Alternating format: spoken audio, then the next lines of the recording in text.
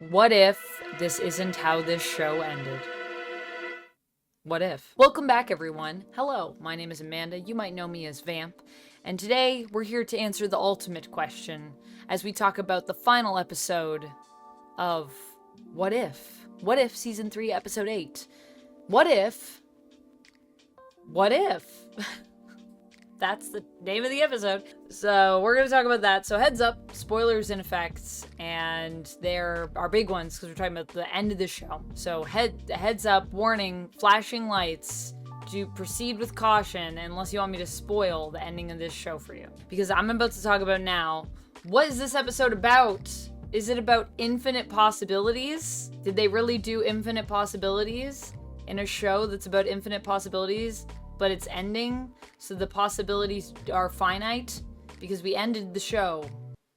But you know, the multiverse, I guess, still exists, so we'll talk about this. We'll talk about this in a bit. But what is the show about in terms of what the plot is? Well, the plot is basically us continuing on from the last episode, so now we are in this plan to save the Watcher.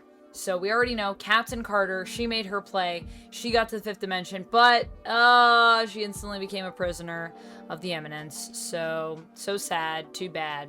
However, good news, Ultron, Infinity Ultron, has made his way in, and he manages to attack just as the rest of our hero group, the rest of our unofficial Exiles, show up to save the day and literally save Captain Carter and the Watcher. Now, unfortunately, Infinity Ultron, it can't go with them. They say, come with us. He says, I gotta hold these people off. This is what I was made for. And off they go, and now they're on a chase. Of course, Infinity Ultron does not make it. It's too much power. We'll talk about that more later. And the Eminence do go after the Watcher and our hero team, and there's a big showdown, big fight, punchy, smashy, smashy. And in the end, our heroes win the day and kind of start a new thing, as now a group of Watchers having been empowered by Uatu, which is, of course, our Watcher and the name that he takes at the end of the show. He is also setting out to sort of start a new chapter in the Watcher's history by taking the Eminence. They're now in a strange Supreme's world where he is no longer alive because he perished at the end of season 2.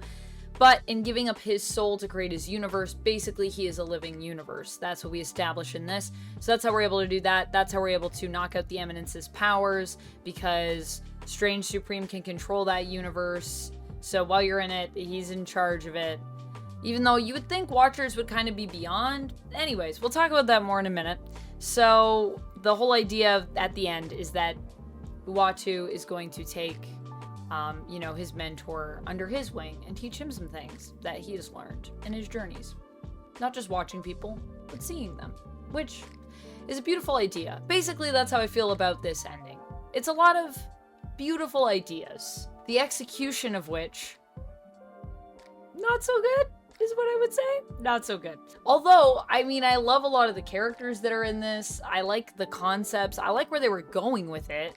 I like this idea of having a standoff basically with the Eminence, but there are some problems. The problems being that I can see at times when the plot is just trying to service the world building in terms of making sure we don't create bigger problems for ourselves down the road. I mean, we can't let Infinity Ultron live, can we? Can't just be out there in the world. Infinity Stones, dangerous. Can't just go with our team. Dangerous. Also, we'd ruin all the lady vibes. Not good. I don't know. I feel like there's too many reasons that I could list to you that are more plot reasons for Ultron to not go. I understand that he had to try to hold off the villains to let the heroes get out of there. But at the end of the day, I mean, I knew that wasn't going to hold. We all know that's not going to hold because these are beings that are established as being super powerful. And now let's talk about that. Let's talk about power scaling here. You know me, if you know me. Hello, if you don't know me, it's nice to meet you. I hope you're well. What's your name? Great. I'm Amanda, and I am a person that does not really like to talk about power scaling. I know. Because I think power scaling is a little bit silly because it kind of just depends on who's writing. However, I do think that there are certain rules with power scaling that you need to kind of follow, and there are certain staples, certain status quos, if you will, that once established should be respected, at least within a single story. I'm not asking for a lot. I mean, you know, Hulk has been various levels of powerful. Strongest there is. Also depends on the story, though, as to like how much power that is. But in that one story, you can bet that the power level's probably going to be pretty consistent, you would hope.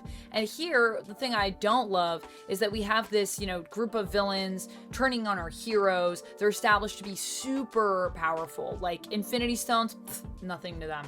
Crack you open like an egg. But when it comes to the Watcher turning his teammates into Watchers by getting them to take the oath, which I guess is just a thing that he can do, that's kind of fine. I could accept that. I was like, nah, yeah, all right, okay. He can make Watchers. That's kind of a cool play. But now, I mean, there are more of them than you know, those that were fighting at the same time.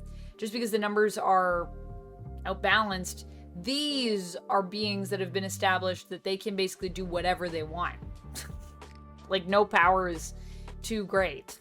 And I guess the other problem that I have with this, in terms of power scaling, this is the thing I don't love when we get into powers, is when things just don't feel very firmly defined. Now, this is a problem that I had with Kahhori initially with her character, is that I felt, well, I mean, not initially, more like near the end of season 2, I had this problem with her, where I felt that a lot of it was about just allowing her to do really powerful, really cool stuff because she's connected to the Cosmic Cube. But we haven't really defined the parameters of her powers. She can kind of just do whatever. I don't mind when we give people insane powers. However, you need to have parameters that you operate within. There has to be some kind of limit established, or, you know, maybe there's something that might be limitless, we don't know, but it shouldn't feel like everything is like, I don't know, just blasts, cosmic blasts, more cosmic blasts. There was a lot of blasting happening in this episode. Don't take that out of context. Whatever you're thinking about what I just said. I mean, energy blasting. There was a lot of energy blasting happening. There was a lot of punchy, and this person hits really hard. But it's hard for me to quantify or determine who is more powerful based on the confines of their power sets. It's not really firmly established. Now, I would say a character that has it the best here in terms of that would be Storm, but that's not because of what we're building in this show. That's more because of what I know of Storm's powers and some of the additional abilities and items that she has here from the comic. So I'm using that knowledge to sort of figure out where I think she is at in this fight. The problem is when I don't really know where someone is at in a fight because I don't know what their parameters are for their power sets, what their levels are, it kind of makes you not invested in the fight because you just don't really know what the stakes are. And once again, this is something that I've been talking about throughout season 3 and something that I'm going to talk about here. I just feel like we had a good lead up to this showdown, but in the end, the showdown was kind of lackluster because I just feel like there was really no stakes. It felt to me as though the heroes were going to win the day. I didn't know how, so that was the thing I wanted to figure out. But I never felt like they were really in danger until maybe the end of the episode when we're doing the whole thing where everything's going black and white, and the idea is that, like, we're not going to just wipe you out. We're going to wipe out every version of you in the multiverse. Now that would have huge ramifications for some of these characters, especially Storm. That would have been insane. So I was, for a second, a little worried, but I shouldn't have been, because when Captain Carter gets, you know, starts to get wiped out, and everyone's starting to get wiped out, she just wills that to not happen? What? Like, don't get me wrong, I love Peggy, I love Captain Carter. She got a strong willpower, but I don't know if that's how that would work. I guess it works however we need it to serve the purpose of the story, but it doesn't feel super rewarding when you give me an actual legitimate scary threat, and then I'm like, how'd you guys get out of that? And it's like, they just do, because they love their friends. Okay, it's not very smart, but I guess who cares? I don't know. Just some of this feels very empty in that sense. And then with us trying to tie it into this idea of like limitless possibility, that just felt a little flat for me because it felt like, you know, nothing that we built in this felt like it had anything to back it up. Like there were no real stakes, and powers were just kind of all over the place. Nothing's being clearly defined. And then it's like, it's really about infinite possibilities. And I'm like, that's a beautiful idea for What If. And I do agree that I think that's what If represents. I think that's what the multiverse represents in this beautiful, beautiful universe that I love. I love the Marvel universe, the Marvel multiverse. But saying that at the end of your show, when you've only had 3 seasons, and especially when the season has been kind of like what it's been, where it's just felt very mid to me, it felt like a very mid ending to a very mid season. I do think there's been some standout moments. So I don't know, if I do a full review for the season, I might talk more about that, or if I do, you know, a full show review. I don't know if you guys want that. I think I'm going to do a tier list where I just kind of rank the episodes. And we'll see, I guess, how season 3 stacks up there. But yeah, it's, I'm a little disappointed. Even though I love these characters, I talked about that in my previous episode review.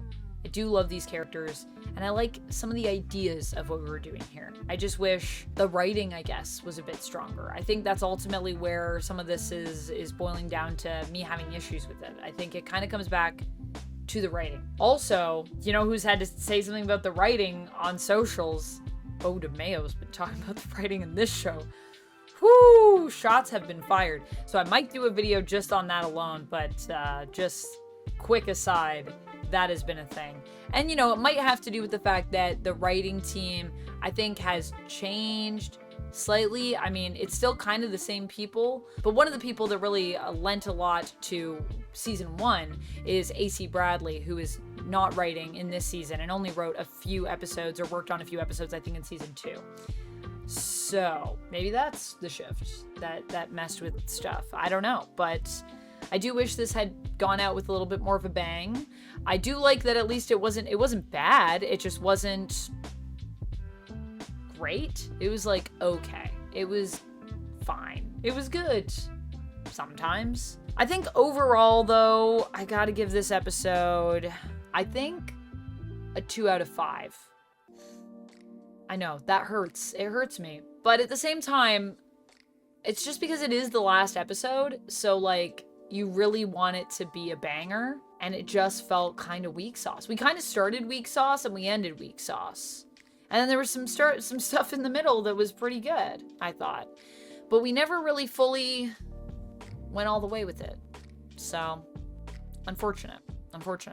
Anyways, let me know your thoughts on this and kind of where you're at with it. Although What If season 3 was, you know, not my favorite thing that we've had recently, I did watch another really amazing MCU show called Agatha All Along that I really loved, and I did a bunch of episodic reviews for that one as well. So if you want to sort of hear my thoughts on all the episodes there and why I loved them and all that good stuff, please go check it out. I'm also going to be uploading at least one reaction to one of my episodes to the channel for members, so you can check that out as well. And I just did a Your Friendly Spider-Man reaction to the trailer that just came out, so I'm actually really excited about that. So to talk about some things I am excited about in the MCU, there is much to discuss. I'll see you guys again really soon. Let me know your thoughts on this, and until next time, friends, as always, stay nerdy.